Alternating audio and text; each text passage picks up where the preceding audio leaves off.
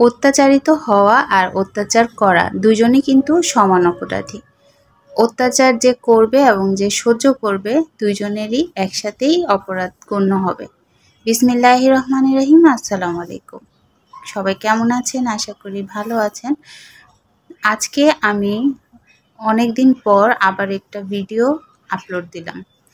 আসলে নেটের অবস্থা খারাপ থাকার কারণে আমাদের ভিডিও করাও হয় না, দেওয়াও হয় না। আপনারা কেমন আছেন সবাই? আলহামদুলিল্লাহ, আমি ভালো আছি। আলহামদুলিল্লাহ বলছি আর ভালো আছি বলছি এই কারণে যে অবস্থা গেল কয়েকদিন বিগত, তো এই সময়টা আমাদের সকলেরই খারাপ অবস্থা গিয়েছে। কারো ঘরে বাজারও পর্যন্ত ছিল না, এমন অবস্থার মধ্যে আমরা কাটিয়েছি। তারপরেও আল্লাহ সহায়, আল্লাহর রহমত এবং আল্লাহর রহমতের কারণে আমরা আবার এই সঠিকভাবে আমরা আবার একটা সুন্দর পরিস্থিতিতে ফিরে এসেছি। আপনাদের কি মতামত? অবশ্যই আপনাদের মতামত জানাবেন। আর এই যে আমি এখন যাচ্ছি স্বাধীন দেশের পতাকা দেখতে। আসলে আমরা এই কয়দিন এত বন্দি অবস্থায় ছিলাম যে আমাদের কোনো কিছুই এখন আর ভালো লাগছে না। আর এই দেশটাকে আবার স্বাধীন দেখতে পারবো এটা তো আসলেই সম্ভব ছিল না। আর কিভাবে হবে, কালকে আমি এটাও চিন্তা করছিলাম যে কিভাবে হবে। তো আমাদের দেশের মোবাইল যাদের হাতে আছে আর এই ভাই বোনরা যে এতটা অ্যাক্টিভ, এতটা ভাবে এগিয়ে এসেছে, আসলে বিশ্বাস করার মতো না। আর বিশ্বাস করার মতো না বলছি যে বাচ্চারা খালি বলে, মারা খালি বলে যে বাচ্চারা মোবাইল হাতে নিয়ে কি করে।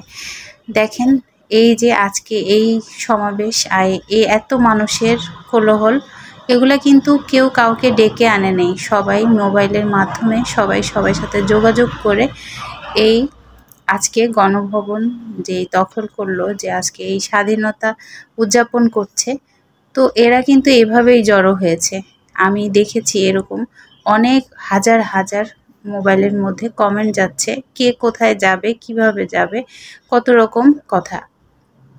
আর দেখতেই পাচ্ছেন আজকে এই জায়গাটা কিন্তু কালকেও গোলাগুলি হয়েছিল আর খুবই রক্তাক্ত হয়েছিল অনেক মানুষ।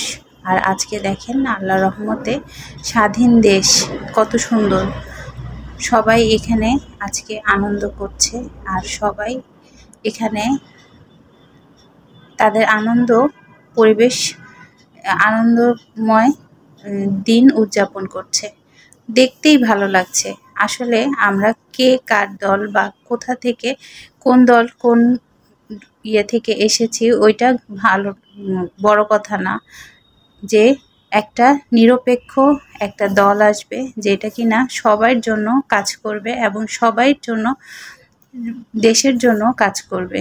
আমরা এরকম একটা দল চাই যেখানে কোনো ভেদাভেদ থাকবে না, যেখানে কোনো ছোট বড় থাকবে না। আর এই যে দেখেন এতগুলা মানুষ আজকে একত্রে হয়েছে, সবার মুখে আর মনে কত আনন্দ। স্বাধীন দেশ, এই যে মুখের ভাষা বলতে পারছে, এটাই তো একটা স্বাধীনতা। আর এভাবে করেই জীবনটাকে তারা পার করে চলে যেতে চায়। আর এদের স্বাধীনতা কে নিবে? এদের মানুষের স্বাধীনতা কে নিবে? আসলে কেউ নেওয়ার মতো নাই।